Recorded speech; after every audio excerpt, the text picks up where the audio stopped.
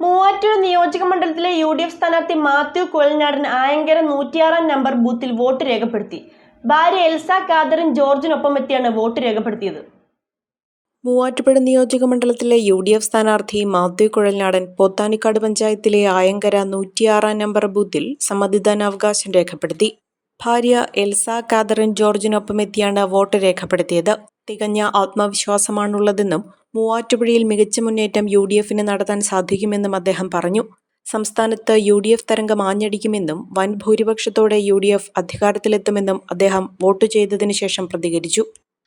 കാലത്തെ തന്നെ വോട്ട് രേഖപ്പെടുത്തി എൻ്റെ കുടുംബത്തോടൊപ്പം വന്നാണ് ചെയ്തത്. ഇനി എല്ലാ ബൂത്തുകളിലും കഴിയുന്നത്ര ബൂത്തുകളിൽ വിസിറ്റ് ചെയ്യുക എന്നുള്ളതാണ് ഇനിയുള്ളൊരു നടപടിക്രമം. അപ്പോൾ പ്രവർത്തകരെല്ലാവരും സജീവമായിട്ട് ബൂത്തിലുണ്ട്. രാവിലെ തന്നെ ഫീൽഡിൽ നിന്നുള്ള വിവരങ്ങളൊക്കെ കിട്ടിയിട്ടുണ്ട്. അതെല്ലാം കോർഡിനേറ്റ് ചെയ്യുന്നുണ്ട്. പിന്നെ ഇലക്ഷൻ കമ്മിറ്റി ഓഫീസിലൊന്ന് വന്ന് കാര്യങ്ങളൊന്ന് വിലയിരുത്തി ഇന്നത്തെ ദിവസം അവസാനം സമാപനത്തിലേക്ക് നീങ്ങും. അതിനുശേഷം ഞങ്ങൾ വിശദമായിട്ട് വൈകുന്നേരം വീണ്ടും ഇലക്ഷൻ കമ്മിറ്റി ഓഫീസിൽ എല്ലാവരും സമ്മേളിച്ച് കാര്യങ്ങൾ വിലയിരുത്തി പിരിയും. ഇതാണ് ഇന്നത്തെ ഒരു ഷെഡ്യൂൾ. അഹല്യയിലെ വിദഗ്ധരായ ഡോക്ടർമാരുടെ ചികിത്സ കൊണ്ട് എനിക്ക് എന്റെ കാഴ്ചശക്തി പൂർണ്ണമായും തിരിച്ചു കിട്ടി. ഇപ്പൊ എനിക്ക് ഈസിയായി വായിക്കാം. നേത്ര സംരക്ഷണത്തിന് നമ്മുടെ Ahalya. Ahalya foundation eye hospital, കേരളത്തിൽ എല്ലായിടത്തും.